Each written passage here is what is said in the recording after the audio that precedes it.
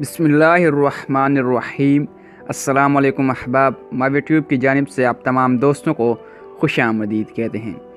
दोस्तों गौर फरमाइए, आज तक आपने बीवी से झगड़े के नुकसानात पढ़े होंगे, तो आइए आपको फ़वाइद से मुतारिफ़ कराते हैं। लेकिन दोस्तों, अगर आपने अभी तक हमारे चैनल को सब्सक्राइब नहीं किया है तो अभी वीडियो के नीचे दिए गए रेड कलर के सब्सक्रिप्शन बटन पर क्लिक करके सब्सक्राइब कर लीजिए। अपनी ज़ौजा से लड़ने के फ़वाइद। नंबर 1, नींद में कोई खलल नहीं आता, यानी सुन रहे हो क्या, लाइट बंद करो, पंखा बंद करो, कंबल इधर दो, इधर मुंह करो वगैरह। नंबर 2, जब तक बीवी से झगड़ा रहता है इस दौरान बीवी पैसे नहीं मांगती। नंबर 3, झगड़े के दौरान बातचीत बंद होती है, जिससे रोज़ रोज़ की किच कम होती है और शोहर बिला वजह काशिदगी से बचा रहता है। नंबर 4, जो अपना काम आप कर सकते हैं वो इसलिए नहीं करते कि बीवी कर देती है। लड़ाई के बाद वो छोटे मोटे काम खुद उठकर पानी पीना, नहाने के लिए अपने कपड़े खुद निकालना, अपने लिए खुद चाय बनाना, ये सारे काम खुद करके शोहर काम करने का आदी हो जाता है।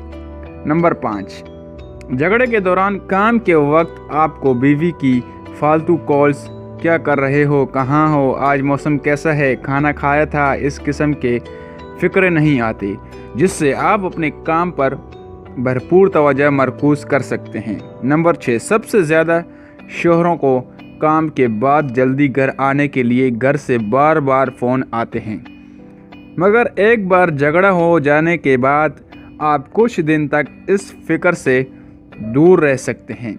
नंबर 7, ये इंसान की नफ्सियात है कि जो चीज़ नहीं होती इसकी कीमत का एहसास तब ही होता है। झगड़े के दौरान बीवी को आपकी कदर का एहसास होता है। नंबर 8, आपस में झगड़े से मोहब्बत बढ़ती है, क्योंकि अक्सर देखा गया है कि एक बार बारिश हो जाए तो मौसम सुहाना हो जाता है। और अभी बहुत से फ़वाइद बाकी हैं, मगर वक्त की कमी की वजह से बताना मुश्किल है। तो आइए अहद करें कि आज के बाद आप सब शोहर महीने में एक ना एक बार अपनी बीवी से झगड़ा ज़रूर करेंगे। बीवी तो हमेशा तैयार रहती है, ताकि एक माह में कुछ दिन शोहर हजरात भी कुछ वक्त अमन व सुकून से गुजार सकें। और साथ में सब कुंवारों के लिए भी दुआ करें, ताकि इनकी ज़िंदगी में भी कोई ऐसी आए जिससे वो झगड़ा कर सकें। शोहर के मुफाद में जारी नोट।